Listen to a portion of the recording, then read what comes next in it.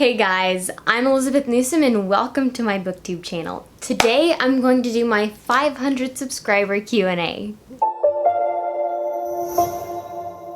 So I hit 500 subscribers a little while ago and now I'm at 511, but I'd just like to thank you guys for being so supportive, for viewing my videos, for commenting on them, liking them, and subscribing. It's really cool to see how the channel's developed over the years, and it's taken some time, of course, which is to be expected, but just seeing it steadily grow like this is really encouraging, and I really appreciate everyone who takes the time to view my content. So in honor of me passing that 500 subscriber mark today, I'm going to do a Q&A, and I've gathered some Q&A questions. Basically, all the questions I'm getting are from Instagram, and I'll credit people's usernames so people know who asks what question. And I actually intended to post a Q&A after reaching 400 subscribers, but I kind of just let it slip by. So I'm combining the questions I took from my Instagram post saying I'd do a 400 subscriber Q&A and my more recent Instagram post saying I do a 500 subscriber Q&A. Alright, so first question is by _Sally_2020_. If you could go to any country that you haven't been to yet, which one would it be? For me, I'd really like to go to Italy. Because I used to study Latin. I still know some of the basics and stuff. A while ago, it was really fun. I got to translate some Latin for an author who wanted to use it in his book. So, like I said, I've studied it. I've always been fascinated with the Roman culture and how advanced they were for their age, or at least compared to the Middle Ages. And then, of course, the food. I really do like food. Food is so much fun to have, and I've asked people and I've heard that in Europe, France and Italy both have really good food. So, I'd go to Italy. Also, going somewhere else like Tokyo and seeing all the different ways in which they use technology, especially when I was younger, I was just so fascinated with that. So that'd be another cool place. Lovergirl_1141 asks, where did the inspiration for your cover art come? Besides the captured part, is there some other meaning behind it? And not really. It's captive and crown. So there's like the chains for the captive and then the crown for the crown part. And as you can see, if you read the book, it has that little compass rose symbol, and that's to represent on each of the points it has a different colored gem to represent the 4 countries, and then in the middle is an opal to represent their unification because it's kind of a white rainbowy gem. So my cover artist did a super good job on that, but it just represents kind of the title and the whole concept of the book. There's not necessarily a hidden meaning behind it. What I did want to do for the cover was that I wanted to have some sort of object be the focal point and then have a hand somehow involved with it, like holding it or reaching out toward it, and I think that's a common theme I'm going to take to the next book and then the book after that. I don't want to give too many spoilers, but for book number 2, I'm thinking it'll be about an assassin. So what I'm thinking is that she'll have a dagger that she's holding in her hand, and that'll be the main focal point of this upcoming book cover. But more on that later. And I was really inspired by the cover design in the Lunar Chronicles, where they each have kind of this important object as the focal point, like the apple with Winter or Scarlet's hood, things like that. So I kind of modeled it after that, and I told my cover artist I wanted that, and again, she just did a great job creating what I had in mind. Brianne_Hill asks, oh, hi Brianne! How did you get into writing to begin with? What inspires you to keep writing? Good questions. So when I was younger, I always loved reading, and writing just seemed like a natural progression of that. I have found these little one-page stories from when I was in 1st and 2nd grade, and then when I was 10 years old, my parents got me this super, super tiny laptop that I couldn't get to hook up to the internet, but it had a notes program. It wasn't a Mac, but it had a notepad or something like that. And so I just wrote stories. They weren't very long, sometimes 1,000 words, sometimes 10,000 words, but I just wrote random stories that came into my head. And then I started to play this game called IS, or Interactive Stories, with my younger siblings. And how you do it is it's essentially a role-playing game, but you don't have any props, it's just played verbally. And I usually would be the narrator because everyone thought I told stories best. And what everyone else would do was they had a character and they would say how their character would respond to something, and then I would say what happened next, or I'd control the NPCs and the setting, the plot, things like that. So I did that a lot. I really enjoyed it, and my siblings and friends thought I was good at it. And then I read this Jelsa fan fiction, and I thought that it was quirky and had potential, but that I could do better. So I was 15 when I wrote my first completed novel-length story. And again, that was a Jelsa fan fiction, and I wrote for about 2 hours every evening. I wrote it insanely fast, like it was 70,000 words, and I wrote it within 2 or 3 months, I think. And then within another few months, I wrote another one that was more like 100,000 words. And that's kind of just how I got started and involved in writing. And why I keep doing it is a great question, because it's not super profitable at the moment. And obviously I hope that will change one day, because editing is a lot of money, and printing books, although now I have a different system so I don't have to pay to print books, which is incredibly great. I've just always had this confidence about writing and about it being a part of my identity.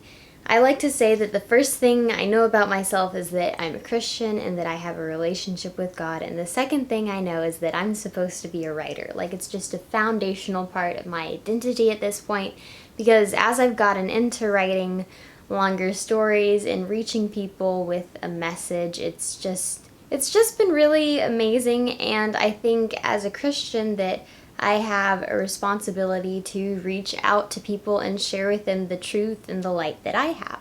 And I love doing that through my writing, and people happen to love reading my writing. When something is part of your purpose and your identity, then even when you don't feel like doing it, or even if you drift away from it for a while, you always come back to it, and it's something you want to keep pursuing. So it's just part of my mission and purpose, and if I were to give up my writing, I would give up a part of myself. So that is why I keep writing. Lalas.books asks, I have a few, I hope that's okay. Yes, it's okay. What are your future plans for writing/publishing? An excellent question. So for the time being, it looks like I'm going to join this indie publishing group, and if anyone is interested or has questions about that, feel free to ask in the comments below. But I think I'm going to join them because I used to be with this other company. And as far as books goes, I'm releasing another book this fall. I haven't pinned down an exact date yet, but that should be coming soon. And I'm going to publish another book a year after that. And then senior year, when I graduate, I might take a break from writing just to kind of figure out my job and where I'm going to move. But I'm going to finish off this trilogy. I'm working on book 2 now, and I have the basic story down. The first draft is done, and I've had some beta readers go through it. Now I'm doing some little tweaking here and there and bringing out and fleshing out more characters, or just little content edits. And then I have a line edit that my editor is doing coming up. So I've made a lot of progress on this book, and really just kind of polishing it up. Because once I have the first draft and then I have the rewrite, that's the bulk of the work for me. At least it was with the last book. And then I'm going to draft the third book this summer. So I'll finish up that trilogy while I'm in college. And then after college, once I'm done with the trilogy, I'm going to start working on publishing The King's Cursed Bride. Because it is a very, very special book, and I have had so many requests to actually have a print version of it. The problem is that it's so long. I I think I can cut down on the length, but not, like, it's 300,000 words, and it will never be a 100,000 word novel unless it's just a radically different book or changes a lot of stuff in it. So what I'm thinking of doing is splitting the book into 3 sections representing different parts of Carissa's journey in the book, if you're familiar with TKCB. And I'll publish those because that's more doable, because that way I can edit and publish in chunks, and also way more affordable because books can get expensive because books can get expensive after they reach a certain length, and 300,000 is pretty long. And then eventually I might expand into my own small publishing company, or I might stick with just being an author and a speaker. Really just depends. How do you balance faith and writing? So this is interesting because I'm not really in the Christian market, or I don't necessarily gear my writing just for Christian readers. And I deal with a lot of topics and sometimes kind of edgy things like abuse and prostitution and rape that, again, they're kind of edgy for the Christian market. Some people can get away with it though, like Francine Rivers. So with that said, my goal with my writing, my faith and my writing nonetheless are very much intertwined.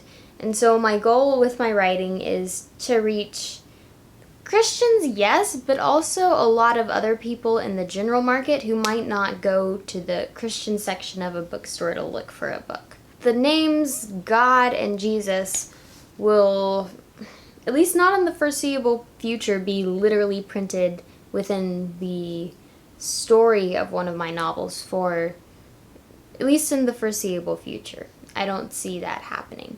I feel like when you have a certain worldview that it permeates everything you do, and truth is truth. And I don't have to literally say God or Jesus for things to be true.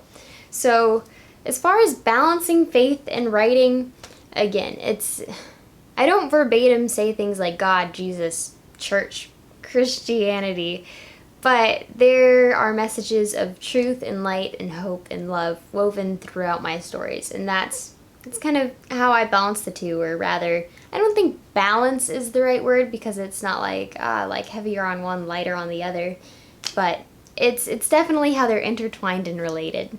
All right, last question from this user. What is your biggest author dream? So what I'm trying to do here is I'm trying to balance my like deep spiritual wise goals with my maybe shallow goals.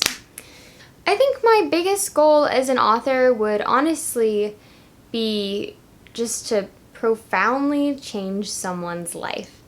And I think I've already accomplished that in a crazy way, but if I could just maximize that impact or continue doing that, that would be amazing. With that said, another goal I was thinking of was I'd love to be a major best-selling author, or have one of my books turned into a movie, or have interviews on really well-known news networks. But honestly, if I had all of that, but my stories were just shallow and fun and light and they never really impacted someone, I genuinely wouldn't be satisfied, because I want what I do to matter. I don't want it to just be a fun pastime, but I want it to shed light on some sort of truth and have people take away a little bit of that truth with them even after they close the book. And with that said, I would love to have both, to profoundly impact people's lives and also be a best-selling author who's famous and has speaking events and teaches at conferences. That would be so much fun. I'd love to do a conference keynote, but we'll see if it happens. But if I had to choose one or the other, I just know I wouldn't be satisfied unless I knew that I was changing people and actively achieving my purpose. Alright, then there's Sienna Wilkins _ who asks, who is your favorite author? I love Marissa Myers and her books, like Her writing style is just captivating and so emotionally engaging. Oh, I also like Melissa Mitchell. She wrote Talon the Black in this Dragon Wall series. And she just seems like a genuinely nice person. I don't know her super well, but I love her writing and her books. And she has a slow burning romance going on between the main character and Talon. And her books are just very well written, very engaging. But I also love Tamara Lee. She writes these medieval romances that I adore. I've read every single one of her books. In fact, I'd say that I've read most of her books more than once. And I email her sometimes. And I got to meet her recently in person at a writer's conference, and I adore her both as an individual person that I know and as an author. So this is my new Instagram post where I said I'll do a 500 subscriber Q&A, and I have 2 questions. Lalas.books asks, do you ever have problems showing people your work? Smiley face. I did initially. I was just super self-conscious about writing romance, and even when I came to a writer's conference my first time and I said, oh, I write romance, I expected people to judge me for it. And maybe it's because growing up in a Christian homeschool community, the romance that is acceptable is different from the romance I write. It's more like Jane Austen romance, and I love Jane Austen, but I don't write Jane Austen romance. So I did. I was a bit embarrassed about my writing and about showing it to my family and about reading my writing aloud in front of my family. But, I mean, now it's a published book. And in the end, really the only way to improve is to get tons and tons of feedback on your book, which means showing it to a lot of people. And obviously at this point, quite a few people have read it. And some people have been just really kind and encouraging with their compliments and praise, but then other people have been really harsh about it as far as the book not being good or the characters being unlikable.